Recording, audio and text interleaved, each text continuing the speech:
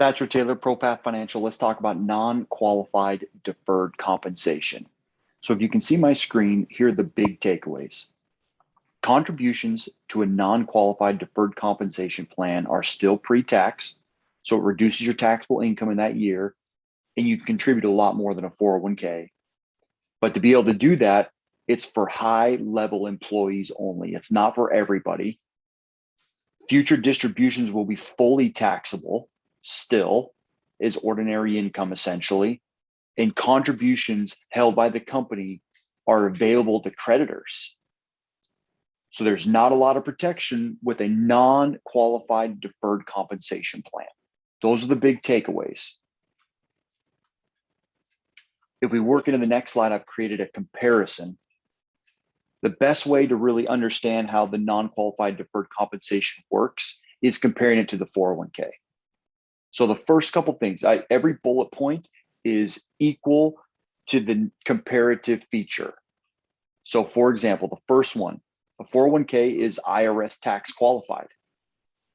Specific rules governed by the IRS and ERISA govern the 401k plan and how it operates. Not the non-qualified deferred compensation plan. Because it's non-qualified, it doesn't follow very specific IRS or IRS rules. Some rules, but it falls under section 409A when we most likely talk about non-qualified deferred compensation plans. With a 401k, all employees are eligible. Non-qualified, only a select group of employees, usually high-level executives, managers, are qualified to be able to use the deferred compensation plan. 401ks, you can increase or decrease contributions. The deferred comp, you must enroll yearly, and it is the deferrals of the next year's income. So it's not the same. There's not the same type of flexibility. You got to opt in, and it's going to run a certain way. Employee deferral is subject to IRS contribution limits. We know that it's the $19,500 is the maximum an employee can put in, not the non-qualified deferred comp. You can put in far more, and it's usually a percentage of your salary. I've worked with two of these. They're each a little bit different, but similar in the sense that they just defer a percentage of your salary. So it allows this special group of key employees to be able to contribute more. 401k, the company can match. Non-qualified deferred comp, I haven't seen it very often where a company matches, but I think that they can. So if anybody listens to this, you've heard of that, please let me know. There are those famous pre-59.5 penalties for 401ks, where everything that's in a 401k, a pre-tax 401k, has future taxation. But if you pull the money out before 59.5, there's going to be 10% penalties. On a non-qualified deferred comp, the money is held for future years. So there's no 59.5 penalty for withdrawing money early, but the money that comes from a deferred comp is still fully taxable. There are other exceptions with a 401k that allow you to pull money out early: first-time home buyer expenses, medical expenses, hardship withdrawals. The list, there's about 7 or 8 things that you could do. That doesn't happen with a deferred comp. There are some hardship withdrawals allowed, or if you leave the employer, you can have access to the funds, but there are very few limitations, or there are very few options and a lot of limitations in pulling the money out of your deferred compensation plan. Sometimes there are in-service distributions that are allowed as well. As you can see, the 401k, there are multiple distribution methods that we just kind of discussed, but the distribution for the deferred comp happens by a selection. You select at a point in the future, and this kind of depends on the plan, when you're going to withdraw the funds. Within a 401k, you can make changes really at any time. You go into your own little account, into your plan, whoever holds the 401k plan, and you can make a lot of changes on a regular basis.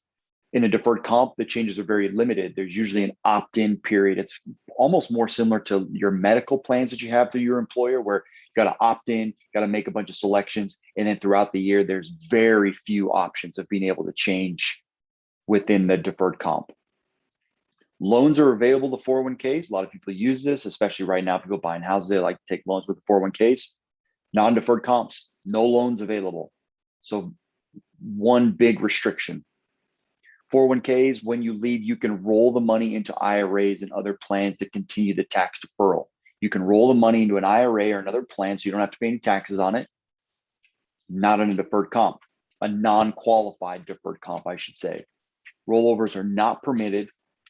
The money, when it comes out of the plan at whatever point in the future, for whatever reason, it's taxable. So be aware of that. There's usually some sort of mandatory withholding as well, unless you select otherwise, the plan allows something different, but they're most likely going to do a standard mandatory withholding as well. Here's kind of the biggest piece of all this. In a 401k, when you contribute money to your own separate account, because in a 401k, everyone's got their own separate account, contributions are held in trust. They're protected from company's creditors in the event that the company would go bankrupt, not on a non-qualified deferred comp. To be able to follow these specific rules that we've discussed where it's non-qualified, the plans can be a little bit different. The money is not in your own account. It's in the corporate account. It's a big bundle of money. And that money is an asset of the company and is available to creditors in the event of some sort of bankruptcy. So you need to be aware that that money is not technically yours, and there's a substantial risk of forfeiture of those funds.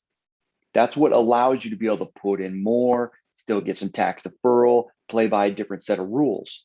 So you need to make sure if you're going to use a deferred comp that you trust your company to be there for the long term. Now, let me give you an example. The last piece is the investment options. So in a 401k, the money goes in, you choose your investment options. That doesn't exactly happen in the non-qualified deferred compensation. So I actually took a screenshot of a piece of the plan documents from a deferred compensation plan that I've been looking at, working on for a client. So let me just read this to you. The plan by law must be unfunded.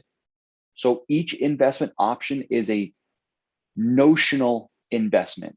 This means that the amount that you defer is not actually invested in the investment options. The amount that you have deferred will be divided by the closing net asset value of the applicable investment options on each trading day. This determines the number of notional units. I hope I'm pronouncing that right. Notional, I think it is, notional units of each applicable investment. So essentially, when you look in your 401k, you can see the fluctuations of the investment account. Here, you just get credited to your deferred compensation plan portion. And then in the future, when the funds come out, you will get the relative amount of the notional credits that you've gotten over the lifespan of you contributing to the plan. It says here in the last sentence, so the value of the notional units will fluctuate with the net asset value of the applicable investment options. In this particular plan, the investment options are very similar to what's in the 401k options, which is most likely going to be very similar to what you have. So this is a non-qualified deferred compensation plan. You need to evaluate whether or not this fits in. You need to be very careful because more money is going to come out. So you're going to have less cash flow on a daily basis. Maybe that's okay to you. You got to make sure your company is secure so you know the money's going to be there so it's not subject to creditor claims in the future. And you need to be the right type of employee within your company to be able to have access to this. This is sometimes a 457 plan as well, different terminology, but non-qualified deferred compensation plan. If you're a high income individual and a high level executive within a company, you have more questions, you want me to help review the plan, discuss whether or not it's a good option for you, reach out to me. I'm happy to help. Again, Thatcher Taylor, thanks for listening.